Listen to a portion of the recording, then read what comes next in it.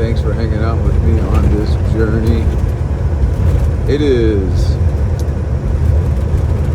Sunday morning, 6 a.m. I think it's the 25th of January. I'm not really sure. Truck stops with all the trucks sleeping because the trucker has to sleep too. But anyways, I'm headed from the shipper, which was in Illinois. I picked that up yesterday, heading out to Colorado. Have to deliver by Monday. Yep, I was in the Philippines for almost 2 months. I'm an international person, basically. I mean, I'm not anchored to any, well, at least not currently. I'm not anchored, like, just because I'm American doesn't mean I'm anchored to a home or a hometown. I did grow up in Indiana, that's for sure, but I was born in Japan, and I lived over half of my life in Japan and overseas. So my heart is not in any certain place, but yeah, it is in Asia, that's for sure. And that's where I plan to be, well, an international person where I'm traveling around. You know, I'd like to anchor my base somewhere. And the Philippines is a good central location because I have family and deep ties in Japan, which is not too far from there. I've been to Thailand, I've been to Indonesia, I've been to Africa. It's a good spot to go to all those places and also come back to my loved ones and friends in America at times. But right now it's all about the cash flow. You need to get that cash flow going. And that's why I'm doing this. Living on the truck. I mean, yeah, it just so happens that it's the middle of the winter, and I came back Thursday night. I mean, my flight left the Philippines on Thursday, and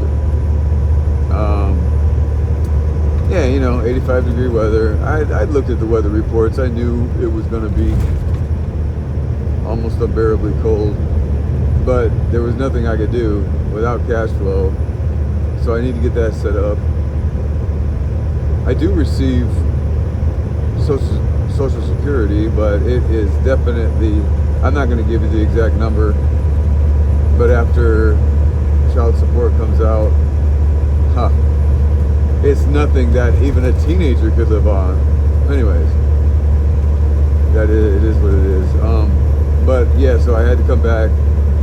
You know, is the cup half full or is it half empty? So you gotta figure out a way to not trade your time one-to-one for money, which everybody around me, that's what they do. I mean, if you can break out of that system, then you can make residual exponential profit, benefits, I mean income off of something, you know. That's really the way to go. Instead of, well, right now I am, for a good example, yes, I'm trading my time one-to-one for money. In other words, if I go away, the money stops. And that's the way most people do it. You know, unless they're salaried. Or I mean, even a salary, you know, even a salary, you're giving all your money to corporate or whoever, and they're just paying you pennies on the dollar to keep you doing their job so the big machine works. You know, that is what it is. I know that's normal, and you should be satisfied and sufficient with that, but I'm not really. So I got to figure out a way. And my worst enemy is myself. Staying motivated and chipping away at it slowly but surely is the best way to go. There's always some distraction that gets in the way, and when that happens, all the dreams and plans, they sort of go by the wayside, you know. And you know what they always say, if you fail 10 times, get right back up and go at it again, because no one's going to help you do it but yourself. You know, so forward looking is the way that I'm going to go. I try not to dwell on the past, although it does pop up and try to bring you down, you know. So, yeah, and there are some good things, I mean, going on. There's, I mean, right now, I mean, first and foremost, I'm healthy, I'm feeling good. Yeah, it's cold out here. Got the whiskers on the face again because I've been driving for a couple of days, but it's all good. But I was thinking, I was going to say that, yeah, there's some good things happening. I mean, my very first video a couple of weeks ago or a month ago, whenever it was, I had mentioned my pay being frozen. Well, I'm meticulously working on that in all the best strategic way. So, I mean, that right there will be a surprise. A good surprise if I get that 5,000 something back. And I know you guys are going to ask, well, why is this? Why is that? Why is this? I'm not going to go into the details. Basically, I've done nothing wrong. And there's the person that I drove for seems to think that he has every right to hold my earned income. And you do not. You just don't. There's no reason that you can think of. Whoever's watching this or listening to this, you know, in the back of your mind, you might think, well, he did something wrong. No, I did not. So, but at the same time, most people would be like, their knee-jerk reaction would be like yelling at them through the email or you know, getting upset, like, what the blah, blah, blah you doing, man? You can't go my money, you know. And that is the worst approach. And I have not done that, even though, of course, that's what I have felt inside. But all you're doing is digging your grave when you do something like that. You'll never see the money. So even in a court of law, it doesn't look good. So I have done this professionally. I've got a paper trail, and I have consistently, you know, once a week or maybe once every 3 or 4 days, brought this to this person's attention. And long story short, I'm sure this owner is concerned that I haven't given up on the money that he owes me, $5,000 some dollars, that he conveniently decided to stop paying me when he knew I was out of the country, thinking that, well, he's out of the country, far away, I just won't pay him his money, period. So, and there's also an abandoned truck deposit that he owes me. Now, yeah. So I have that in writing also. $2,500. I did not abandon the truck. I responsibly took the truck back to the exact place in Chicago that he wanted me to take it. I left my belongings on the truck because I had planned, well, the option was, you know, leave your belongings there, do everything respectfully and professionally, so there's no mistake that he can get you on this or that, you know. So I did all of that, and he still thought, apparently, that, I'm just guessing this is what he thought, this is what it seems to me, that I was going to go back there to his company, even leaving me high and dry with no money. You know, I mean, I don't know who would go back to a company, you know, that decides to just, they're just going to hold your pay like you're just wrapped around their little finger, which I'm not. So, yeah, I mean, and I'm not vengeful. I'm not trying to get revenge or anything like that, but I'm just going to do this the way I'm doing it now, systematically or responsibly or whatever you want to call it, and I'll elevate to the next level, or escalate, I should say, to the next level if I have to. Obviously, like one of three scenarios. He's either gonna, I mean, if he ignores me, he hasn't ignored me yet. So I haven't called him, but I've been putting up, because that's what he wants. I think he said something like, come to Chicago, we'll talk about it. No, that doesn't leave a paper trail. So I'm going to go ahead and continue the way I'm doing it, systematically send him professional messages that in court will be very good and weighty. And I think he's not stupid. He realizes this. He realizes this. So, you know, if he cuts me off altogether, that won't look good in court either. So he's either going to fully pay what he owes me, or even try to partially pay it. I'm not sure what he's going to do, or continue to hold off and delay and deny or whatever. Well, he hasn't denied. His daughter is the payroll manager. She even told me, not told me, I should say, everything is done by text. She even alluded that, oh, we have all your pay on the books and we can give it to you at any time. We're just waiting for the some insurance claim. This is the excuse that he's giving me. I mean, it's just a very convenient excuse, that's all. That's all it is, because I already know what the root of the matter is. They paid me on a weekly basis because I was driving for them. I never put any type of resignation notice because I did not plan on resigning. At least I wouldn't give that to them. I planned this thing out meticulously. So back to my point, they paid me every week. They knew that I was, a couple weeks in advance. I let them know I was going to go to Asia for a week or maybe longer, is how I stated it, during the Christmas period. Take a break, because they told me from the beginning, wow, David, we appreciate that you drive every single day on our truck. We appreciate it. Most guys go home on the weekends.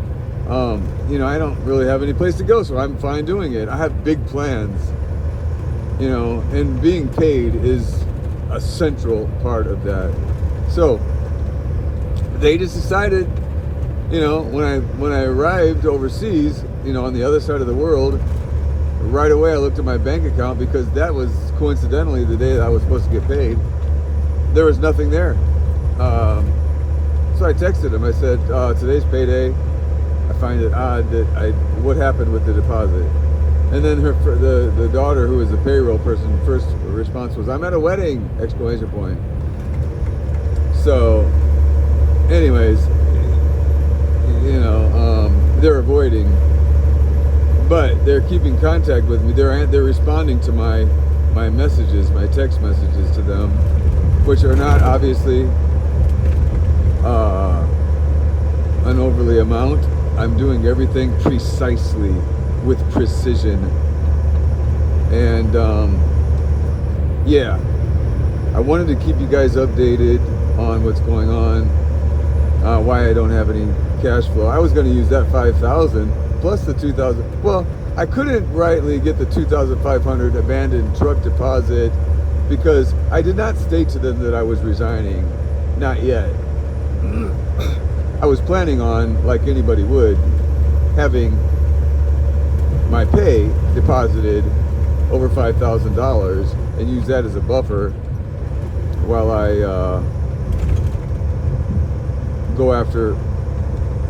pursue my international David persona that I've always had before I came back to the States in 2016 period. Living overseas, yes, I had multiple streams of income. I came back, for a certain reason, which I won't mention now because oh, this is crazy. I got a message from somebody saying that a certain person, and I'm not going to say any names, boy, I'll tell you what, I'm not going to say any names, but a certain person says, obviously that certain person had looked at my Facebook post where I said where I don't air my laundry on social media, but I felt that it was needed to bring up. I mean, that's the only thing that I have said about my personal life on social media, and right away I was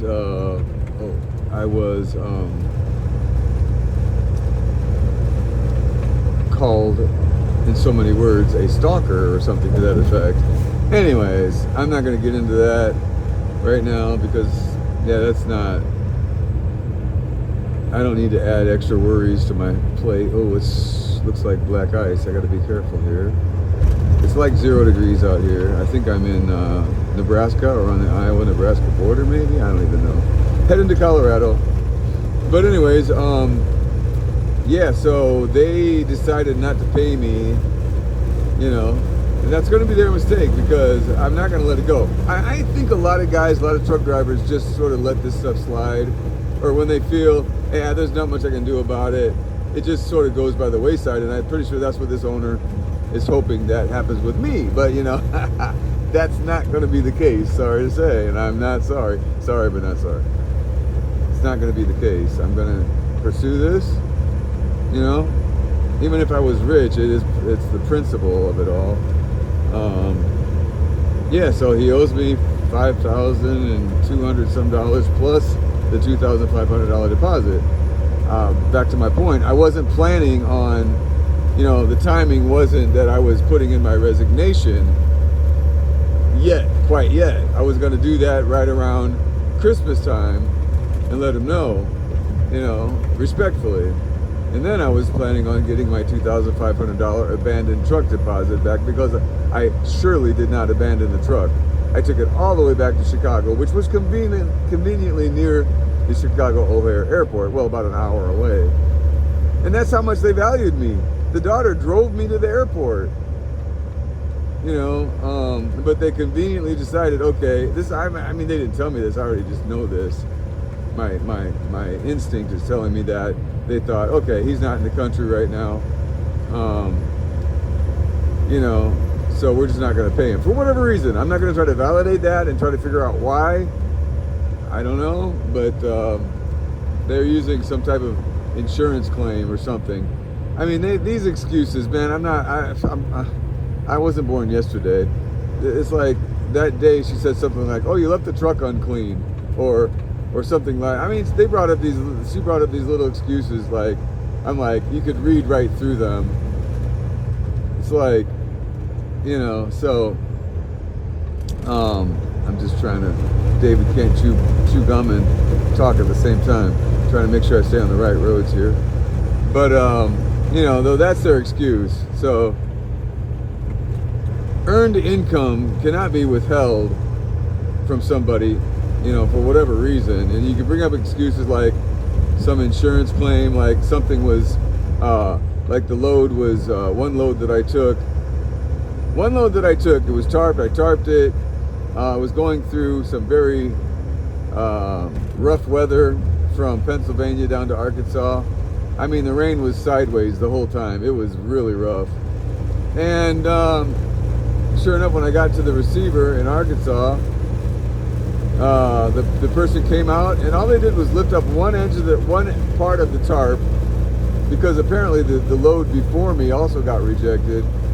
They lifted up one edge of the tarp and felt a little bit of moisture and said, we cannot receive this. We're going to reject this load. And I was at the time I was like, oh man, come on, at least take the tarp all the way off, get a good inspection of it and look at it. But they wouldn't do that. Entering Nebraska, okay. They wouldn't do that. So I contacted the company, and they were like, and no, this is simply what they said. They said, don't worry about it, David, it's all good. This happens sometimes. Just find a local scrap yard, take it to the scrap yard, and scrap it. So I was like, okay, that's an expensive load of galvanized, like sheet metal or whatever it was, 40-some thousand pounds, was worth, I'm sure, well over $100,000.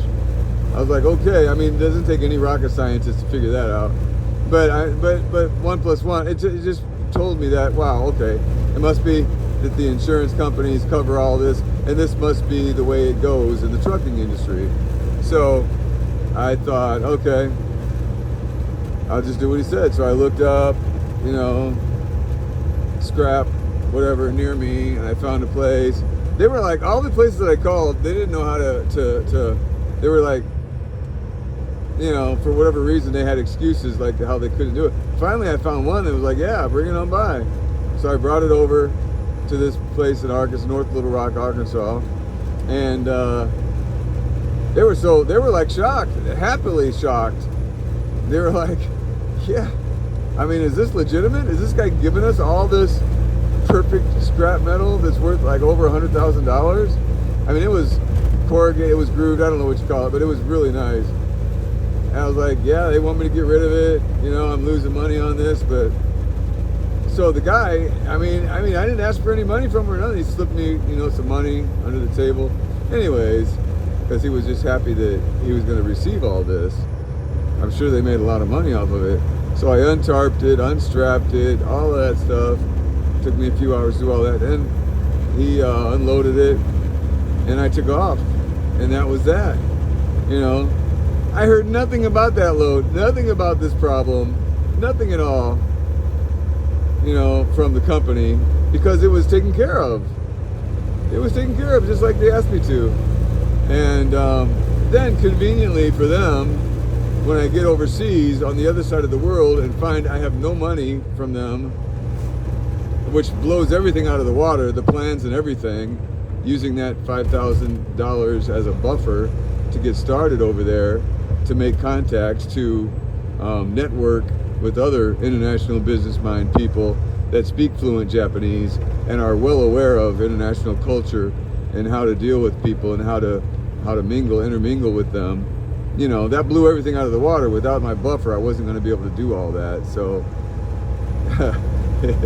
so anyway, obviously, yeah, that put a big wrench in the engine. So, you know, that's the first time they brought up the insurance, the so-called quote-unquote insurance claim. You know, and I've researched this since that time. Obviously, it's clearly stated that any insurance claims or whatever are totally separate from your earned income that is supposed to be dispersed to you. You know, so I've got a paper trail going, and I just now, for the first time, brought up the deposit. It's the middle of the night here, so obviously the guy's probably sleeping still, but you know, just to let you know, I had my stuff on the truck, and I knew I was coming back to cold Chicago, and the funny thing about this guy is he's holding my money for quote-unquote insurance, waiting on insurance and whatever, and they're not going to cover all that damage that you caused, blah blah blah. They're not going to cover that, is what they said in the text. Whatever the case may be, he's the one that said scrap it, you know, whatever. And there was nothing brought up at the time. So anyways, I said, yeah, I'm going back to Chicago this Thursday, which was last week. I need to get my stuff off the truck, you know. And I didn't need to say that I'm quitting or I'm resigning or whatever, because it's obvious you have decided to hold my pay. I mean, that's survival right there. You know, that leaves people homeless, you know, no food, no nothing, without any income, you know. And don't think that, oh, he's got some money coming from, he's probably got parents, or he's got, you know, money in the bank, I'm sure he's going to be fine. You know, you can think that if you want, doesn't matter. You've held my income, withheld it. So I said, yeah, I need to get my stuff off the truck. He says, okay, come to the truck or whatever, and I'll get it to you. So I was like, all right, cool. So I got to Chicago. It was freezing. Chicago at like 8:30 p.m. 9, I think it was 8:30. Freezing. I went from 85 degrees to literally like 0 degree Fahrenheit with a wind chill of I don't know how cold. And I didn't have any warm clothes at all. No gloves, no, you know, hoodie or whatever. No, nothing, none of that. So, but I'm a pretty tough guy. But anyways, so I get an Uber to the new truck that I'm driving now, this one right here. I get it all set up and everything, and I bobtail, which means truck only, no trailer. I bobtail over about 30 minutes to this guy's, because this guy's the owner of the company that's withholding my money, says, oh, by the way, your stuff is in the in a like a tote, and it's you'll see a green Chevrolet, it's sitting beside that. So I was okay, that was good for me, because I wouldn't have to confront with him and, you know, whatever, because I'm working on a paper trail to get my money back from him, and I'm not gonna listen to any excuses, because those cannot be documented. So I went over there, and he lives in a residential area that you can't take a truck into, so I had to park the truck. Oh my God, I was so close to getting hypothermia. Had to park the truck and walk. Oh my goodness. Well, I'm in shape, so I jog. I ran. I wanted to keep my body warm, but my fingers and my hands were freezing. So I had my hands shifting back and forth from my pockets, try to keep them warm, to my ears, because I didn't have a hat or anything, and I have short hair, so my forehead was starting to feel, oh my God, my brain is probably freezing. I got all the way to his place. I couldn't quite find it in the dark. I found it. I saw that it was too heavy. I couldn't carry it. I carried it about 50 yards, and then I put it down on the sidewalk, and I was literally like, oh man, it is cold out here. So I ran all the way back to the truck, just barely made it before I fainted. Got in the truck, sat there for like 30 minutes with the heat on high, just trying to thaw my body out. Oh my God, that was scary.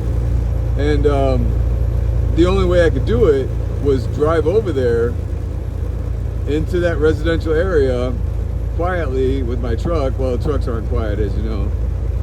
And I did that. I drove over the place quietly. I'm sure I woke up quite a few people. Got out, got the tote, somehow got it in my truck. It was heavy. And I took off.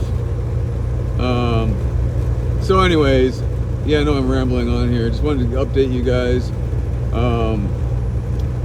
Here I am back in, and I found a good company to drive for. You know, they haven't asked for any kind of deposit, any kind of whatever, you know. And they're the ones that, now listen to this, guys. I don't know if I mentioned this before. They actually sent me money to fly back to the States to drive for them. Now, that speaks volumes. That speaks volumes. They don't even know who I am. But see, that's a good perk about being a respectful, responsible person, because you're always going to know somebody. And my good contacts, you know, through them, they heard a good word about me. You know, oh, David's a respectful, responsible driver. He works hard. He's not out to get anybody. He's not a cheat. He's not a phony or liar or any of that stuff. And therefore, they sent me a pretty big amount of money so I could get, you know, a plane ticket back there. And you know, and here I am. I'm driving their truck. There was a couple of let me just quickly update you. There was a couple of breakdowns already on it though, but that's okay, because the Lord's yoke is never too heavy for me to bear. Going through a lot of these challenges in life has really strengthened my resolve, strengthened my faith in God. And yeah, I picked up the truck. I think probably because it was sitting for 3 days, they said, in the very, very cold Chicago. Oh my gosh. I mean, I grew up in Indiana. Well, a lot of it was in Japan, but I have spent cold winters in Indiana, and I've never felt this cold that I did the other day. So anyways, yeah, I had to get the truck prepared and get a lot of chains. They gave me the money, told me where to go. They told me to go pick up a trailer, a brand new flatbed trailer. I picked that up. I hadn't slept for like 50 hours from the time I got up for the flight in the Philippines until I finally slept about 24 hours ago. But I only slept for like 6 hours, but that was enough to get me back on track.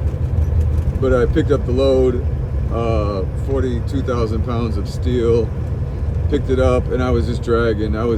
But they let me load it inside the facility, which was, because I was like, how am I going to load this outside? I'm not going to be able to do it.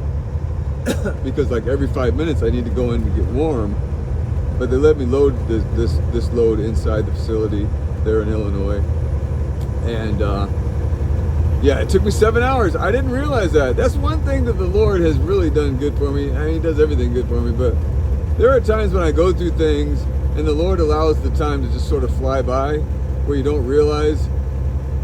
There's been times when I've been driving truck that has happened.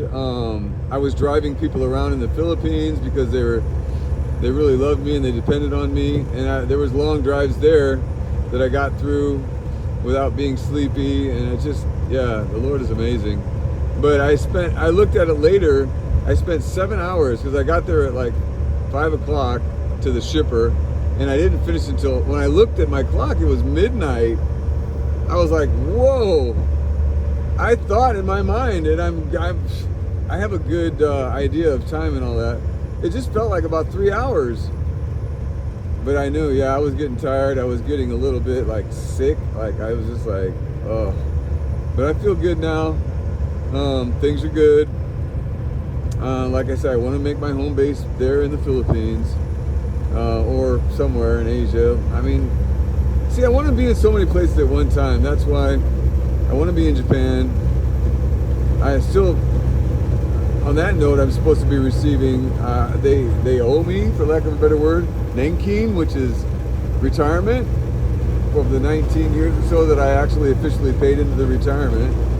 So, and I've looked into that too. They will, if you get it all taken care of, there should be no reason why I shouldn't be receiving that also. That would definitely supplement my tiny Social Security.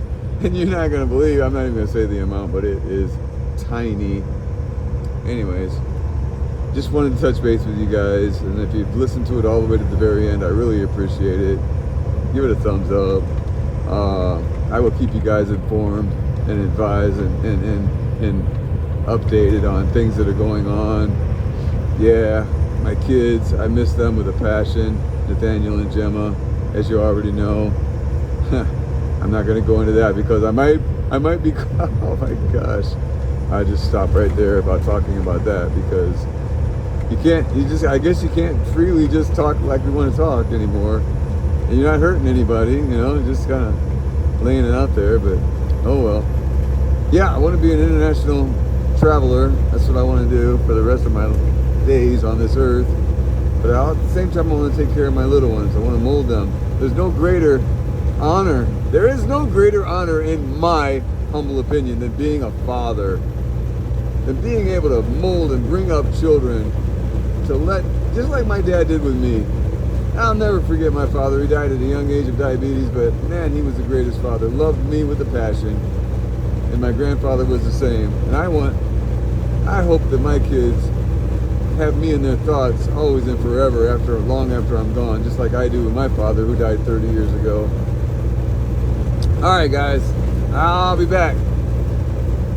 We're gonna head to Colorado, and I'll talk to you then. Bye now.